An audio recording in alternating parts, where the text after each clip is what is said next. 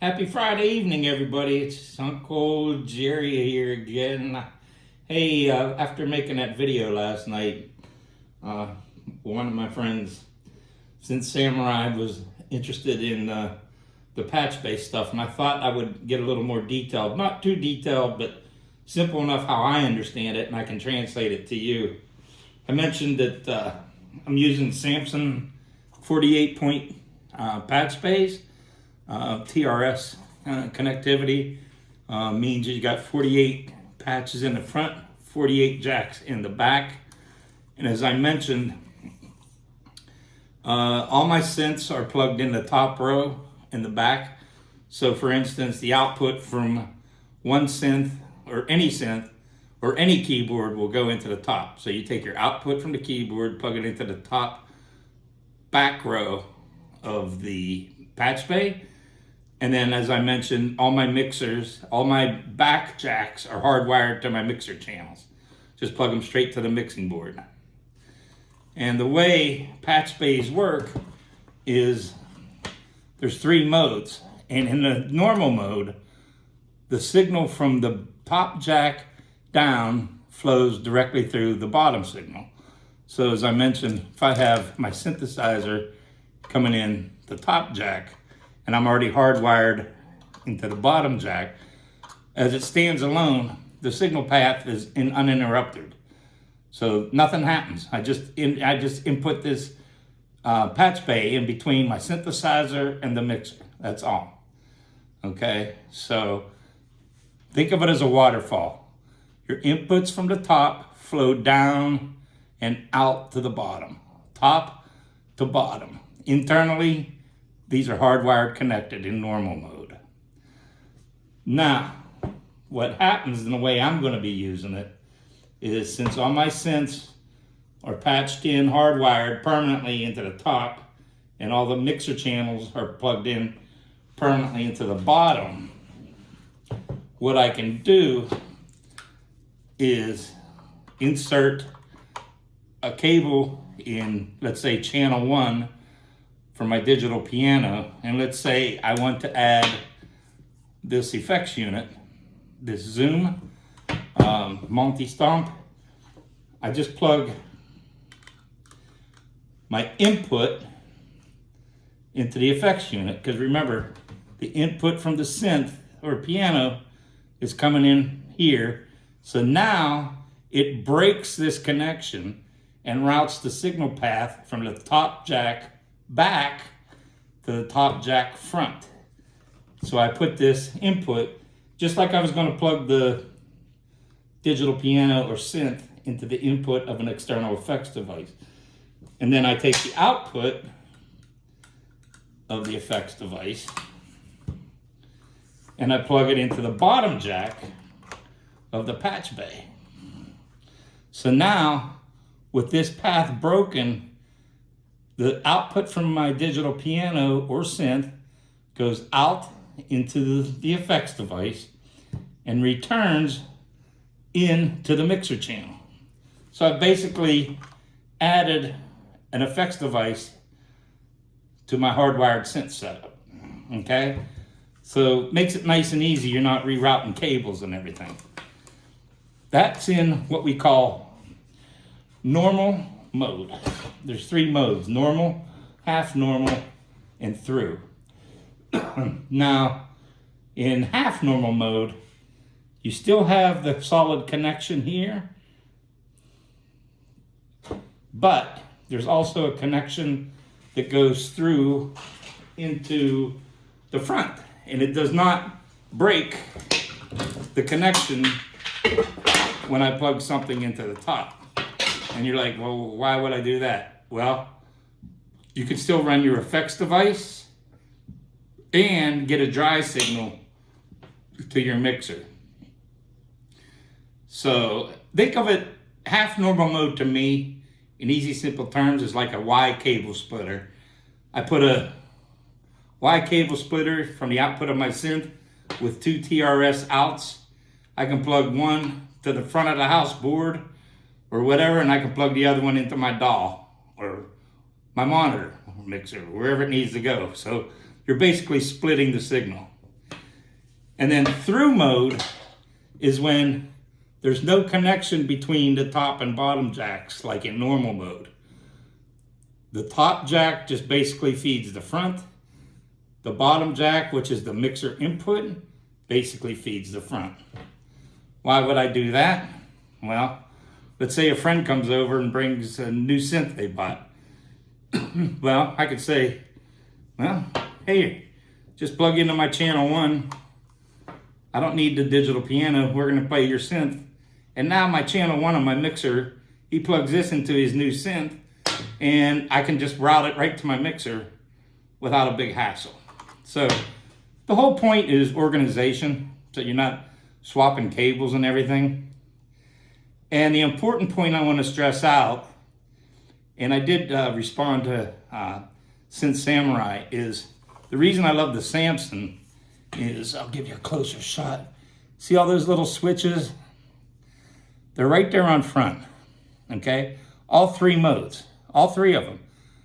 Normal, half normal, and through. It only takes a second to switch any channel you want. Now you can get a Behringer model for like 89 bucks, but the switches are all on top. Now that's fine if you're gonna leave it sit on a desk, okay? But I'm permanently rack mounting mine, and I don't want to unrack mount it and flip switches. You know, I doubt I'm going to be doing much switching between modes. I'm just going to set it and forget it, basically. But why would I want to unrack something just to flip switches on the top of the unit? That doesn't make sense to me. Excuse me. And there's a couple others. There's a DBX out there. There's an ART, and there's a Nutric, and again, cheaper in price. One of them's actually more expensive, that has the switches, but they're on the back. I mean, it's in a rack. Why did you put the switches in the back? Samson's the only one to put them in the front. I don't know, it just doesn't make sense to me. If I'm wrong, call me out. I mean, and then there's one, if you want to change the modes, you have to take off the whole front cover. And I heard in some cases you have to flip the cards or something. I don't know, or put a jack in between the cards. That doesn't make sense to me. I'm rack mounting this, and I don't want to pull it out once I'm done. And look how fast. I mean, okay, I need to switch modes. You know, 1 second, not even a second. I don't have to unrack. I don't have to take off the front cover. I don't have to do anything, okay? 139 bucks, Sweetwater. I'm like everyone else. I don't get paid to promote it. I'm just telling you why I chose the Samson. It's built like a tank. It's got your diagrams on top. I mean, you know, you can take pictures of it if you want for reference.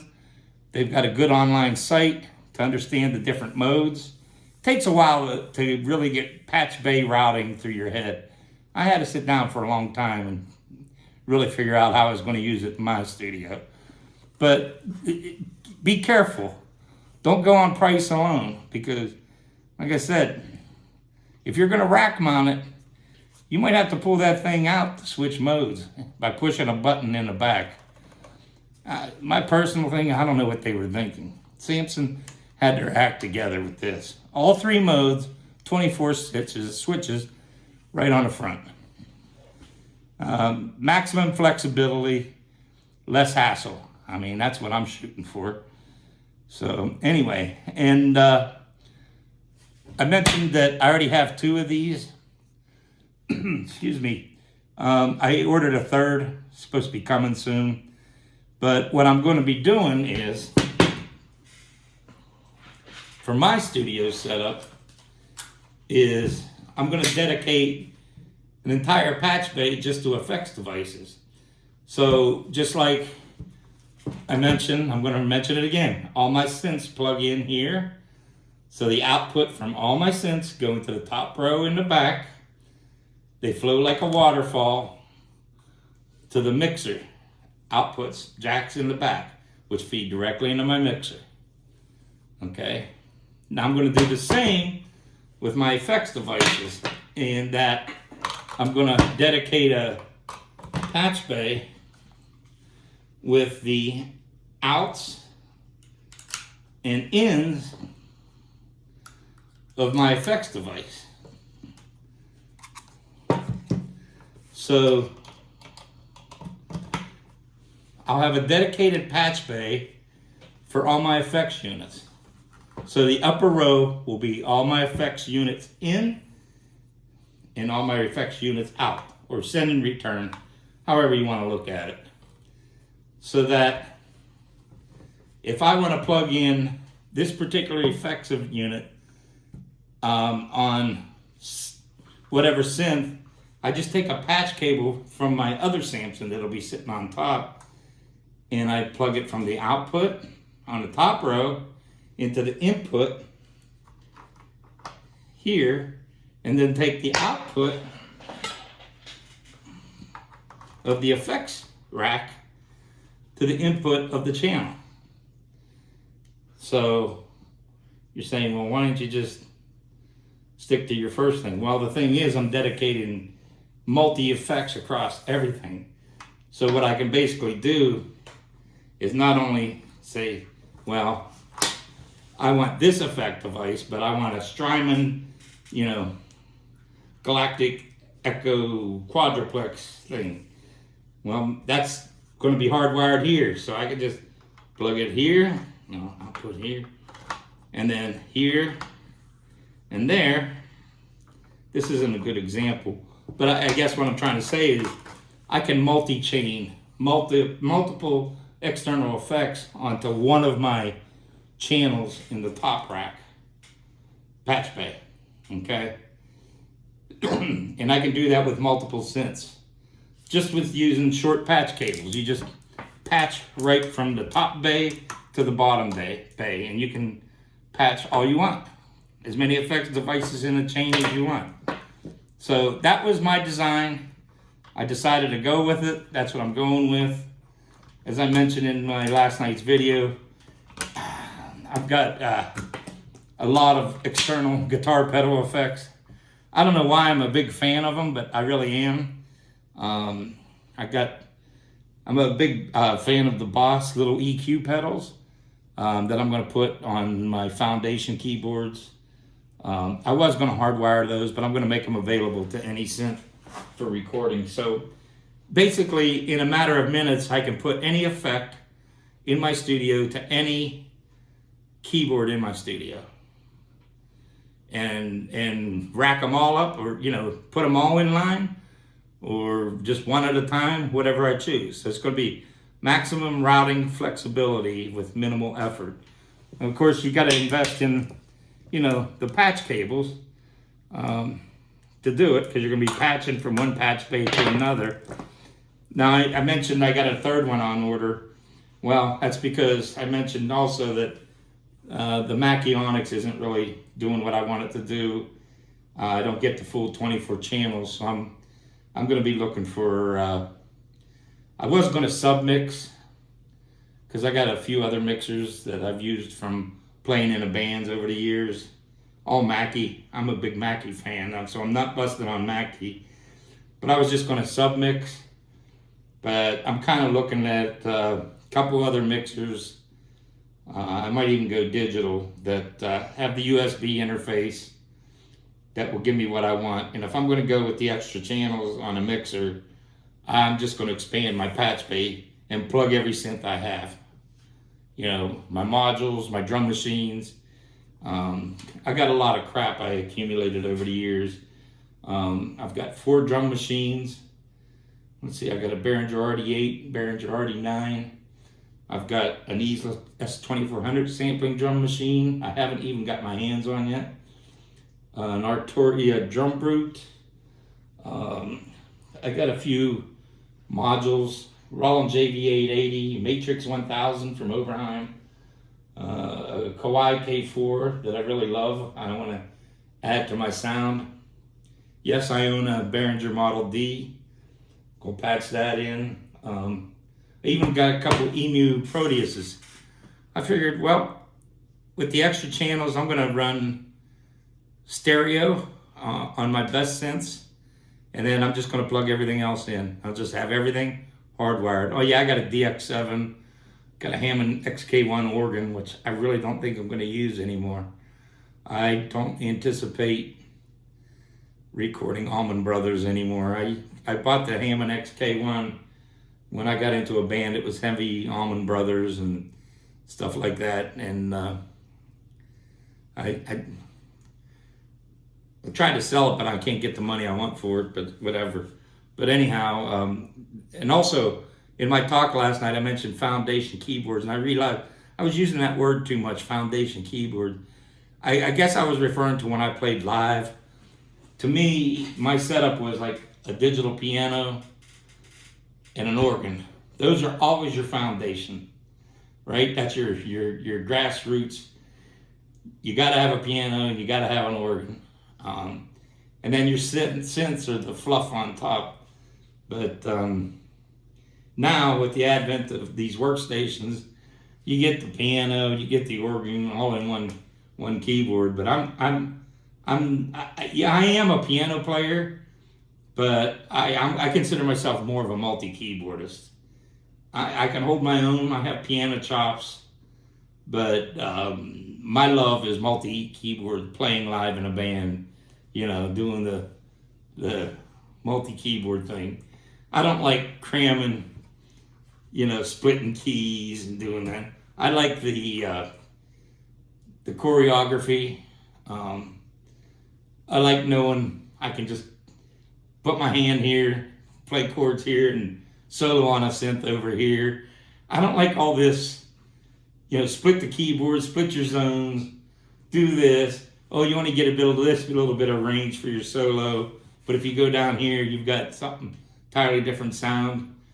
I'm old school. I just don't like that. But I doubt I'm going to be playing live again. I mean, I honestly really don't have a desire to. I'm really looking forward to just focusing on the studio and doing my work here. So why not just build it and design it for the way I want? So anyhow, I hope that helps a bit. Just be careful when selecting a patch bay. Again, the importance to me was the ability to switch modes right here so easily on the front. That was the game changer. When I realized you had to go in back and hit buttons. And what's the use in racking stuff up? I mean, once you wire it and rack it, you just want to leave it. So beware of price shopping. $139 isn't that much. And I'm telling you, you'll be impressed for what you're getting. This thing's solidly built. And it looks good. And it's just, it's a nice unit. So I would encourage the Samson over what I've seen on Sweetwater. And then the couple of units I mentioned in the under $200 price range, this one's a champ. You look at some, man, they really get up into the big bucks. And I don't know why you'd spend that much money unless you're a professional band or studio, but man, you're getting into some big bucks there.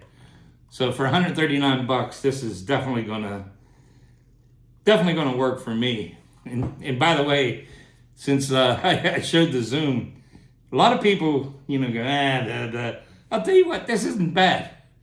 It's not a bad little unit for, chorus, reverb, and delay. Does a nice job. I mean, it's MIDI controlled. Now you have to do this little thing on the back, which is kind of weird. I think it's MIDI controlled. Maybe I'm wrong. I think that is for MIDI. But I typically don't do MIDI on my guitar pedals. Maybe I'll get to that point somewhere. Just seems like it gets a little complicated. I mean, being in a studio environment, I can easily just adjust what I want.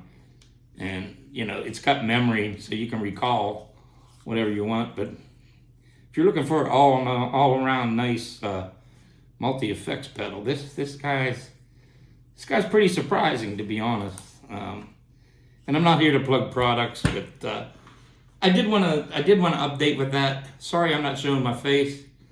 I set up for just doing this, and thanks for your feedback. Thanks for your support.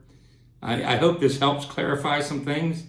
There are a lot of different, there's a bunch of YouTube videos out there, excuse me, about patchbays. They can be confusing though, because they start talking about adding all these different devices instead of mine's straightforward. Keys in the top, mixer in the bottom. Well, these guys do videos and they say, well, let's put a preamp here and an outboard effects here and another preamp here and a mic vocal here.